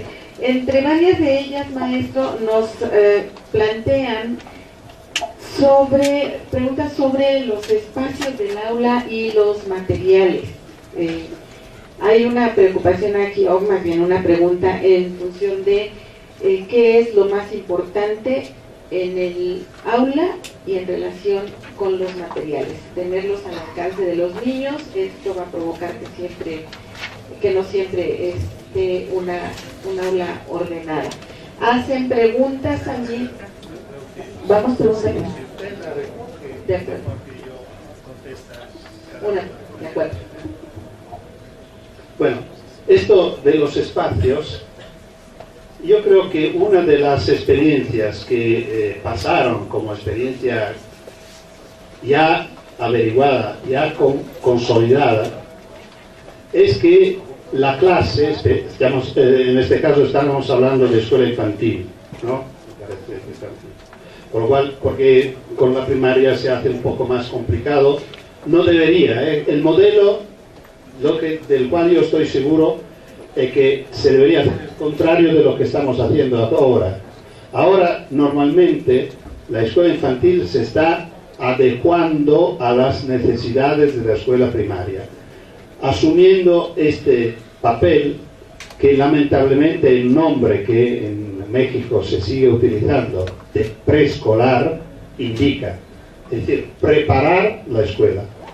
Yo creo que debería ser exactamente el contrario, que lo bueno que se vive en la infantil debería seguir en la primaria y secundaria, no perder la riqueza de este nivel.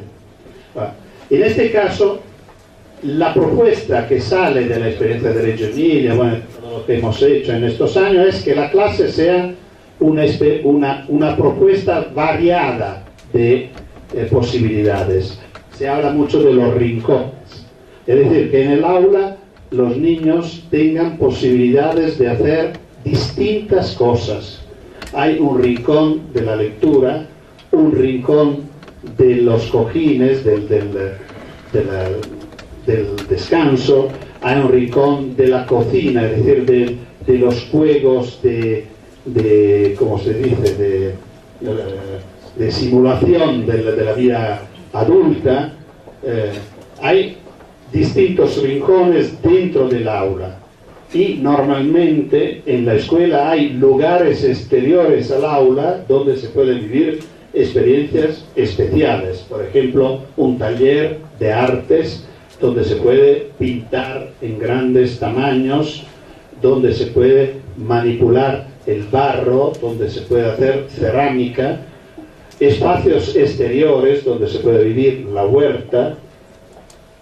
A veces en las escuelas hay un animal criado. En Reggio Emilia la tradición era tener una cabrita en cada escuela, así como había un horno en cada escuela, porque eran especiales. ¿Esto qué significa? Porque cuando decimos hacemos así, significa que los niños no deben ser obligados a hacer todos lo mismo en el mismo tiempo y por la misma duración. Significa reconocer a los niños el derecho de cansarse y el derecho de elegir. Dice, pero eligieron, después se dieron cuenta que no les gustaba seguir. Bueno, pueden, respetando los demás, cambiar, salir, juntarse con otros. Estaba diciendo antes de empezar esta mañana a la maestra Moreno que hay en internet una documental, una película muy interesante de mi punto de vista que se llama Educación Prohibida, que podéis descargar libremente de internet sin ningún problema, esperando de tener un tiempo porque son casi 2 horas, es muy largo, pero muestra exactamente esto: una escuela en la cual los niños pueden cansarse, pueden cambiar, pueden salir, siempre pensando que nosotros estamos pidiendo a niños pequeños de quedarse por un tiempo enorme en el mismo espacio, por 4, 5, 6, 8 horas enseguida en el mismo espacio. Esto es totalmente innatural, por lo cual tenemos que compensar esta propuesta, sobre la cual no es fácil proponer alternativas, porque las madres lo necesitan, porque los padres lo necesitan, pero sí que tenemos que pensar a una manera de vivirlo más cerca posible de las capacidades y posibilidades y deseos de los niños. Y claro que esta es una manera para ofrecer los materiales. Los materiales están en lugares del aula distintas, de manera que los niños pueden moverse en el aula, así como yo espero que mañana puedan moverse en la escuela, para hacer experiencias distintas con materiales distintos, respetando el derecho de los demás que vienen después, poniendo en orden el material, siempre sin ser obsesivos, respetando que hay niños que lo entienden poco y lo aprenderán con tiempo, etc. En relación con esta pregunta, hay también 2 en las cuales nos plantean que le pidamos su opinión acerca de el número de horas que es conveniente trabajar en la escuela infantil y qué opina sobre la cantidad de niños en los grupos. Aquí hablan generalmente del exceso de alumnos por grupo. Estos son temas enormes porque tienen que ver mucho con temas económicos, con temas sociales.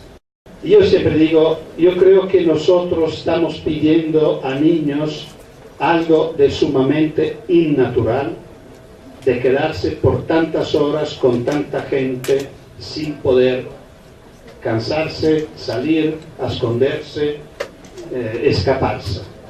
Porque todo esto no podemos permitirlo. Tenemos encargo nuestro, tenemos una responsabilidad. Ni tengo una idea alternativa.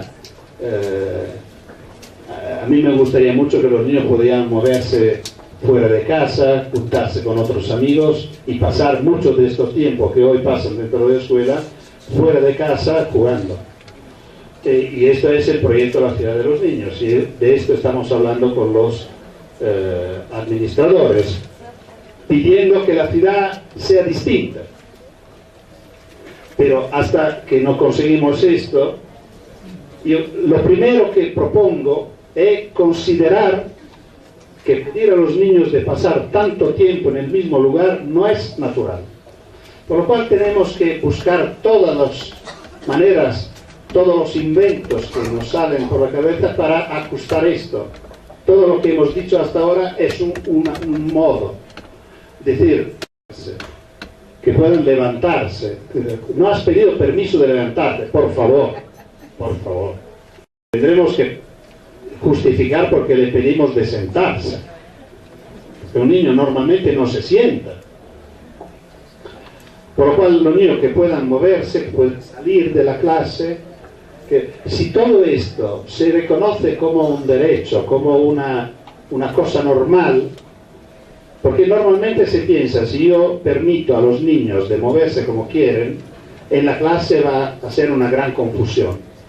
No es así, porque si la clase funciona de otra manera, con esta idea de los rincones, con esta idea de los espacios afuera, aprovechando de los patios, de las entradas, del jardín, que el jardín no sea una plaza de toros, que el patio no sea un lugar inútil, que la entrada no sea solo para entrar. En estas escuelas de la cual hablamos tanto de Reggio Emilia y tal, en estos espacios hay el teatro de los títeres, en estos espacios hay el rincón de las ¿cómo se llama?, de las máscaras, de los disfraces, que es simplemente un baúl, una maleta que los niños abren y dentro hay vestidos varios, zapatos varios, y se lo ponen y juegan a ser grandes.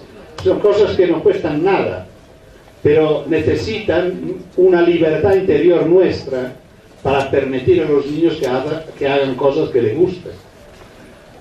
Y claro, todo esto tiene que ver también con el número de niños. Pero, por ejemplo, yo no tengo dudas que un número alto de niños cuesta más si todos los niños tienen la misma edad. Aparentemente debería ser el contrario.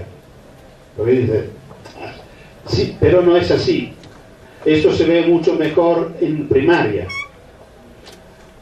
Las experiencias más importantes que hemos tenido en los últimos años a nivel de escuela, por ejemplo, la experiencia de Barbiana, de Don Milani, es una experiencia donde hay muchos chicos de muchas edades distintas, en la cual experiencia los grandes ayudan a los pequeños. Se crean grupos internos a la clase, de manera que el papel del maestro se hace distinto.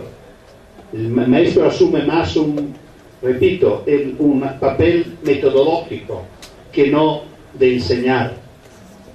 Y Freinet, que es para nosotros un punto de referencia importante para la educación de primaria, por ejemplo, tenía una clase de 64 niños de 4 a 16 años y 10 minutos de voz cada día, porque era físico, porque salió herido de la Primera Guerra Mundial, rechazó la jubilación y inventó una manera de hacer la escuela en la cual el maestro no tenía que hablar o que trabajar mucho, pidiendo a los niños de trabajar ellos.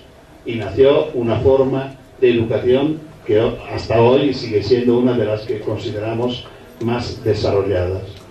Por lo cual no hay reconozco que en un país en el cual se reconoce que los niveles de educación infantil son los más importantes de todos, no debería ser complicado aumentar el número de los maestros, aumentar el sueldo de los maestros, favorecer que los mejores concursen para ser maestros de infantil. Pero esto, repito, no es un caso que empecé con un dato económico. Este dato económico no era tanto para nosotros, era para nuestros políticos, que muchas veces son ignorantes, no conocen los datos de la investigación científica, no conocen los premios Nobel, no conocen la Convención de los Derechos de los Niños, por lo cual muchos desastres ocurren también por esto. Antes de continuar, quiero compartir con ustedes un dato que me están enviando el doctor Juan Manuel y el equipo del área de informática que está apoyándonos con esta transmisión, y nos informan que tenemos en línea a 173 sedes con 20 personas en promedio, lo cual significa que estamos con más de 3.400 personas. Muchísimas gracias por esta información y gracias por seguirnos desde todos los estados del país.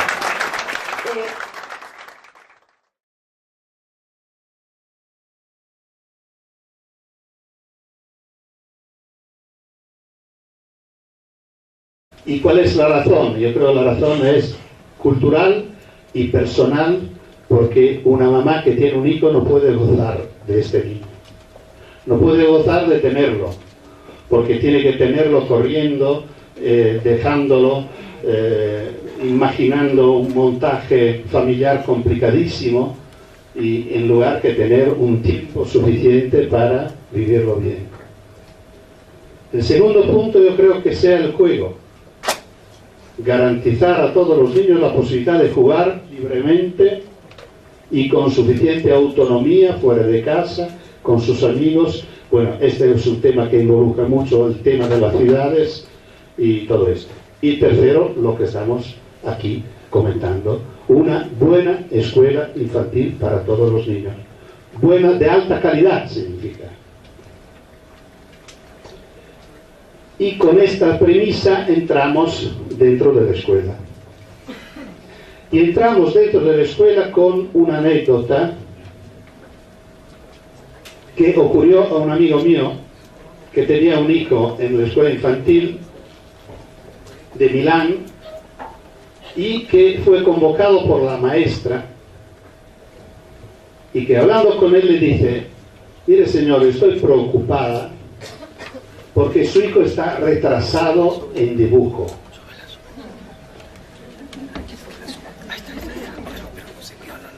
Bueno, esta la dejamos allí. Después la encontraremos de nuevo. Qué coraje, yo pensé, que tiene esta maestra. Qué coraje. ¿Cómo hará hecho para decidir que este niño está retrasado en dibujo?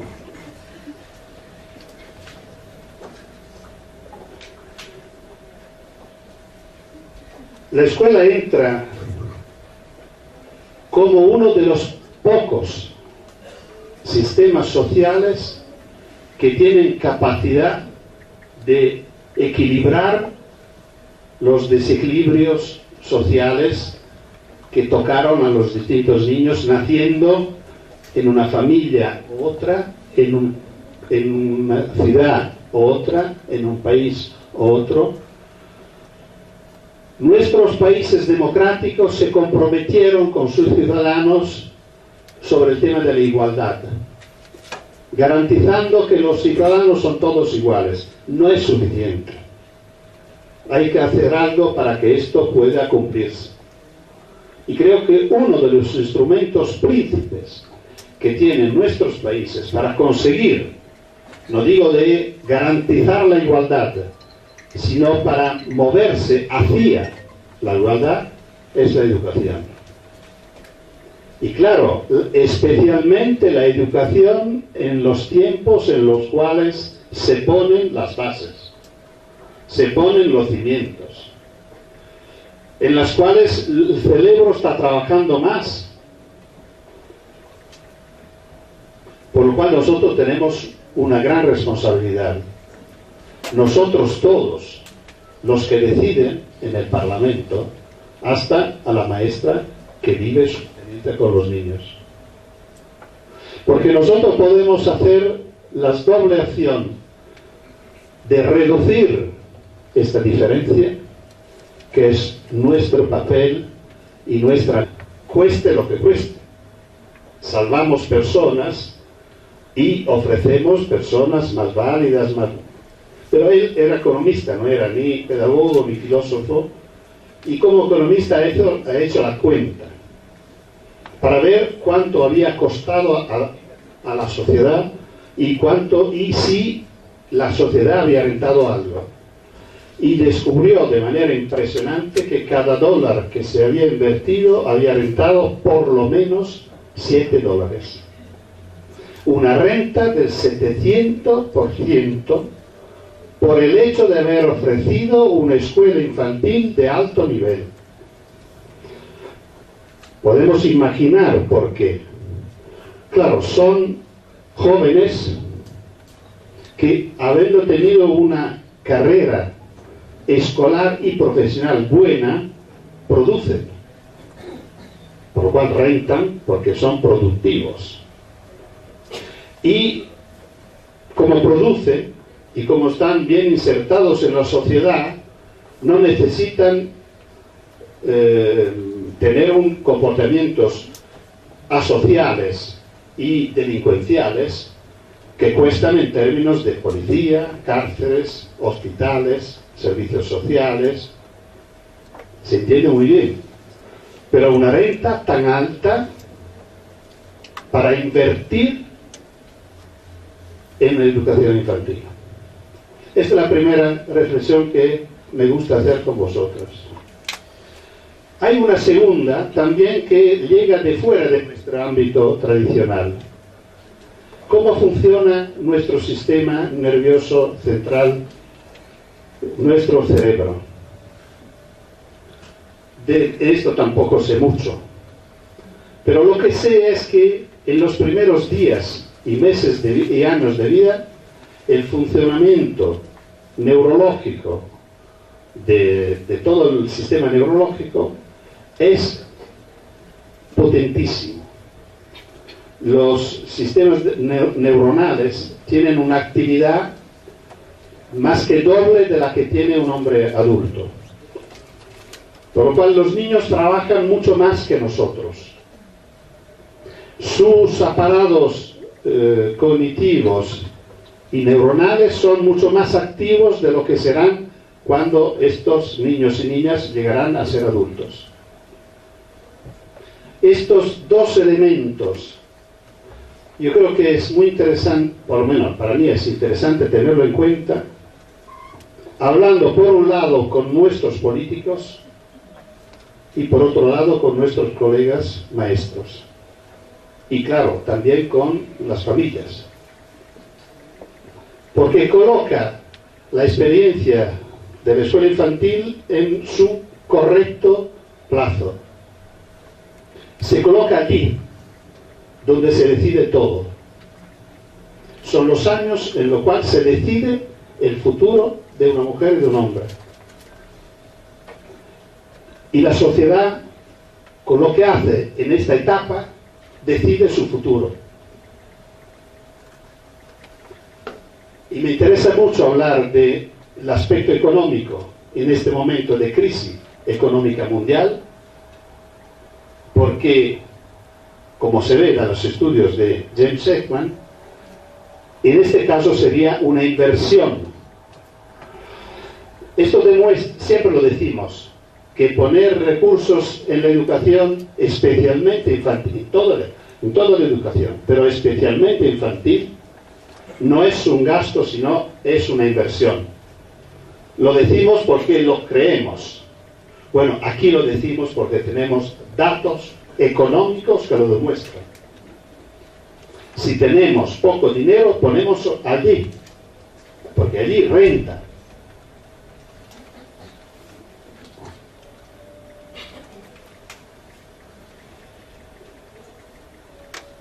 Yo me he hecho una idea muy fuerte sobre este tema económico, pensando que hay por lo menos 3 aspectos en los cuales tendremos que convencer nuestros políticos a poner todos los recursos que puedan y también lo que no pueden, posiblemente. Una es el amamantamiento natural al pecho. Hacer todo lo que podemos, porque todo lo que hacemos en este caso va a ser un recurso enorme por toda la vida de estas niñas y estos niños que pudieron aprovechar de la mejor forma, no solo de alimentación, sino de relación con su madre y con el mundo. Sobre esto tenemos investigaciones que nos dejan dudas. Los niños que han podido amamantar tiempo y bien, no solo son más sanos, sino son más productivos, más serenos, personas mejores. Yo no tengo duda, por ejemplo, que los estados deberían hacer un esfuerzo económico muy fuerte para dejar por lo menos un año a cada mamá para regalarlo a sus hijos y regalar los hijos a su mamá. Es decir, de manera que tener un hijo sea una experiencia, cuando la mujer lo desea, cuando la mujer lo acepta, pero si lo acepta y lo desea, que lo pueda vivir bien. Yo creo que en Europa nosotros tenemos un problema enorme de baja de natalidad. La frecuencia de tener hijos únicos es muy alta, no tanto por temas económicos como normalmente se dice, no tanto por temas de servicios sociales que no son suficientes como normalmente se dice, porque si fuera verdad estas dos condiciones, deberíamos encontrar que nacen menos niños en las clases sociales más pobres por el tema económico y que nacen menos niños en las ciudades que tienen menos servicios para niños. Y la realidad es exactamente el contrario.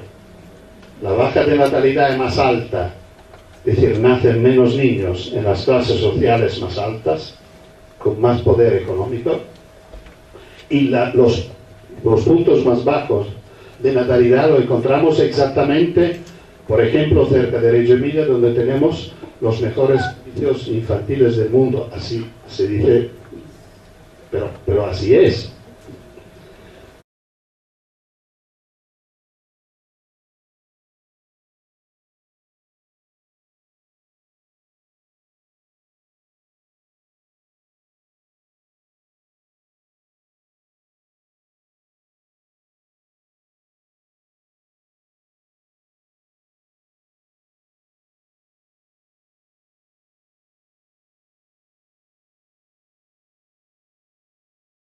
Bueno, quiero empezar de otra manera. Y quiero empezar hablando de economía, de la cual sé muy poco. Imagino que aquí no hay expertos de economía presentes, pero me gusta citar la investigación de un señor que se llama James Heckman, que fue Premio Nobel de Economía en el año 2000, porque sus investigaciones que le ganaron este título prestigioso se refieren a nuestro trabajo. Su investigación fue muy interesante. Eligió una muestra de niños norteamericanos que tenían como característica de vivir en barrios marginales, muy pobres, y con una tasa de criminalidad muy alta. Y eligió niños que tenían un promedio de cociente de inteligencia inferior al promedio, por lo cual podemos considerar que era una muestra. A estos niños de 3 años ofreció una escuela infantil de alto nivel. Hoy podemos considerar que eran escuelas que se parecían un poco al modelo de Reggio Emilia, para entendernos, que en Estados Unidos son escuelas privadas, que tienen un coste económico muy alto y por lo cual son posibles solamente para niños de familias de alto nivel económico. En la investigación de la universidad de la cual hacía parte James Heckman, ofreció 3 años de esta escuela a estos niños que no podían acceder a esto. Y después esperaron que pasaran muchos años, como pueden hacer en Estados Unidos, donde tienen recursos para tener investigaciones a lo largo del tiempo. Y cuando los chicos llegaron a los 20 años, estudiaron lo que había ocurrido. El periodo experimental fue solo de 3 años. Después de los 3 años de escuela, los investigadores no tenieron contactos con estos chicos y niñas. Los resultados fueron impresionantes. Los niños y niñas que habían participado de esta experiencia, en los 17, todos los años que eran dentro de la experiencia y los 20 años, habían tenido una carrera escolar y profesional mucho más alta de los compañeros que no habían podido seguir esta experiencia. Y habían tenido una tasa de criminalidad del 75% más baja de los otros niños. A mí estos datos serían suficientes para decir vale la pena. La misión y nuestra profesión debería ser o aumentarla. Lamentablemente resulta que esto ocurre en la mayoría de los casos. Hace muchos años nosotros hemos tenido una investigación para ver cómo cambia la tijera, como si la tijera se abre o se cierra pasando los años, de los 3 años hasta los, no me acuerdo si lo estudiamos, hasta los 10 años. A los 3 años las diferencias debido a diferencias socioculturales entre los niños eran muy pocas, a nivel lingüístico, por ejemplo. Con el seguir de la escuela, la tijera se abre, y esto significa que estamos traicionando totalmente nuestra misión. La escuela, que puede ser un lugar de recuperación de igualdad, llega a ser exactamente el contrario. Exactamente el contrario, porque las diferencias aumentan en lugar de disminuir hasta desaparecer. Y aquí yo creo que entramos en un tema muy especial. Mi escuela, se habló de cuando nací, por lo cual ya podéis hacer la cuenta de cuando mi escuela primaria. Mi escuela primaria era una escuela para pocos. Era para pocos. A pesar que casi todos mis compañeros de mi edad entraron conmigo en primero de primaria, terminaron conmigo una minoría, y de esta minoría pasaron a la secundaria como 2 o 3. La mayoría se perdía en el camino, dejaban la escuela. Los que terminaban la primaria tenían que elegir en 2 caminos que empezaban a los 11 años: o seguir en la secundaria, que significaba seguir estudiando hasta probablemente la universidad, o tomar el camino del trabajo, la formación al trabajo. La mayoría iban por este camino. Esta era la escuela. Esto parecía fuera su papel. ¿Y quién eran los que seguían estudiando? A pesar de algunas excepciones, yo era una de estas, por ejemplo, porque venía de una familia humilde, pero la mayoría de mis compañeros que seguían estudiando eran personas que tenían una familia a nivel cultural y social de nivel medio alto. Podemos decir que eran niños que la escuela verdadera, la primera escuela, la escuela de las bases culturales, la escuela de los cimientos, la tenían en casa. Eran niños que salían de casas donde habían libros, a veces bibliotecas, donde los adultos tenían costumbre de leer, para ellos, para su trabajo o para su placer, y había costumbres de adultos que acompañaban sus hijos y sus hijas al sueño leyéndole libros.